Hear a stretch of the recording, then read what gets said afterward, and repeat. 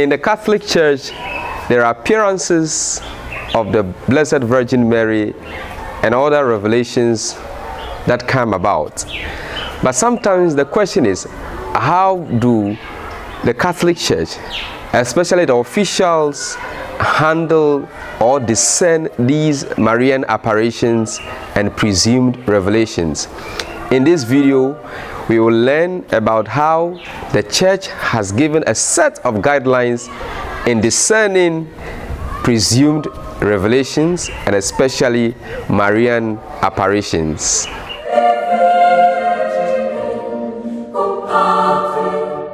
The question is, what are Marian apparitions? Marian apparitions are appearances of the Blessed Virgin Mary, which she comes down from heaven to earth.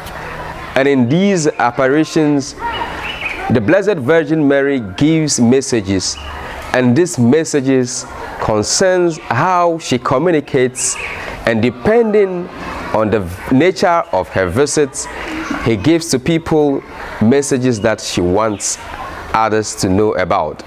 And you know what? Whenever she appears, there is at least one witness or more witnesses who are liable to see these apparitions.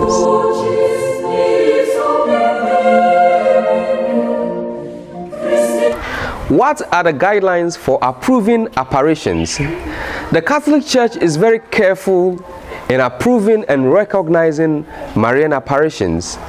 And for the Church, and especially the Church officials, the bishops, and the faithful, the Vatican came out with a 4-page document on the way in which these Marian apparitions and revelations are to be recognized and given to the people to have a public worship with. And you know, in this set of guidelines, there are 3 questions that are basically answered. Firstly, if the apparitions are positive or negative, what are the criteria for which these apparitions are positive or negative? Secondly, for the apparition, there should be a competent authority who should handle these apparitions to see the authenticity and the supernatural character of it. And thirdly, how can the Congregation for the Doctrine of the Faith intervene in these apparitions in order to give the Church authenticity? So these 4-page document gives us a way in which these apparitions, Marian apparitions and revelations, can be recognized as authentic.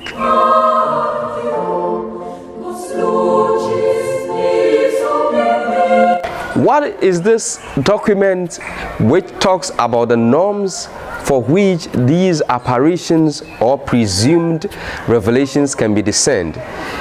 In 1978, there was a document written by a Vatican department called the Congregation for the Doctrine of Faith. And in this document, it sets out guidelines for which these apparitions can be discerned. And in these guidelines, the competent authority also has the role to play in discerning how these apparitions are authentic or they are not authentic. In this 1978 document called Normae Congregationis, it gives us guidelines and norms for which these apparitions can be discerned and recognized as true Marian apparitions.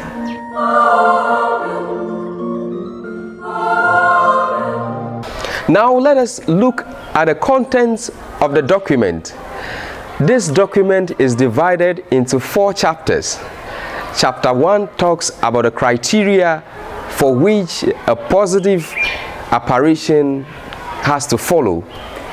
And it does not only give us a positive criteria, but there is also a negative criteria for which an apparition can follow. So chapter 1 talks about the criteria, both positive and negative. Chapter 2 talks about intervention intervention of how these apparitions can be determined as authentic.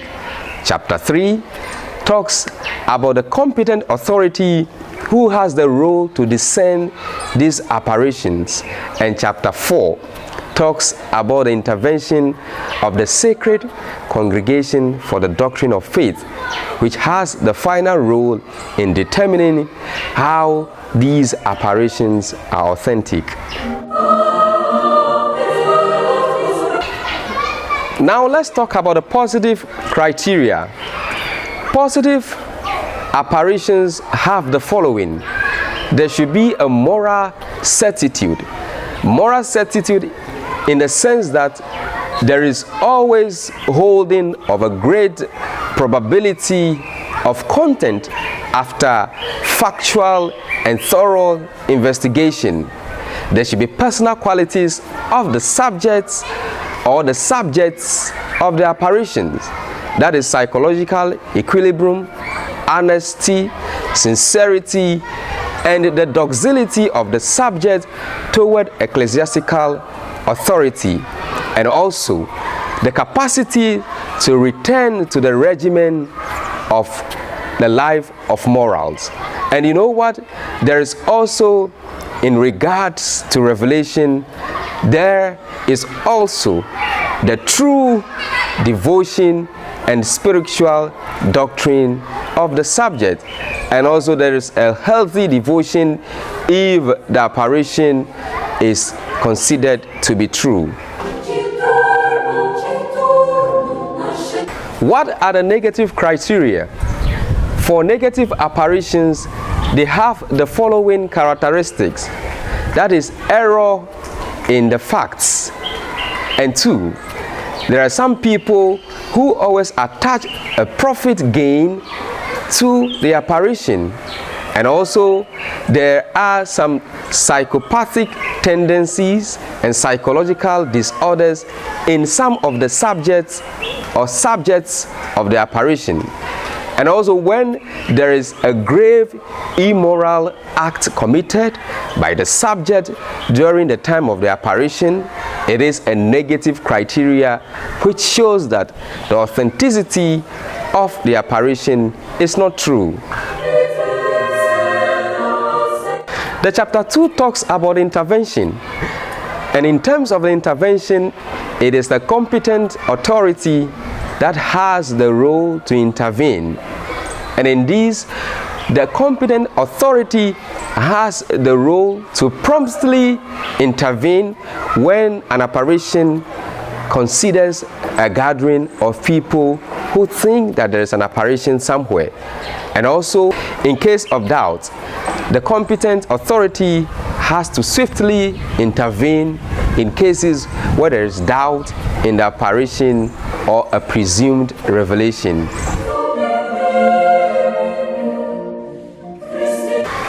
The question also is, who is the competent authority?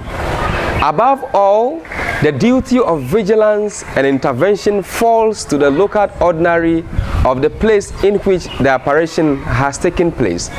The regional or national conference of bishops of the area can also intervene. And also, the apostolic see or the Holy See can also intervene when asked by the ordinary or by a group of qualified people or even by the Supreme Pontiff. So in matters of recognizing and approving apparitions, the apostolic see or the Holy See has a duty to play, but the primary responsibility falls on the ordinary of the place. That is the bishop of the place. He can call on the regional or national conference of bishops to intervene, or he can also call on the Holy See to intervene. Chapter 4, which is the final chapter of the document Normae Congregationes, talks about the intervention of the sacred congregation for the doctrine of faith. And in this chapter, the Congregation for the Doctrine of Faith has a prominent role to play, especially when the ordinary of the place or the bishop of the place in which the apparition has taken place has called on the Congregation for the Doctrine of Faith. They come in to intervene. Sometimes, if a qualified group of people have called on the Congregation for the Doctrine of Faith, they also intervene, especially in cases of grave matters.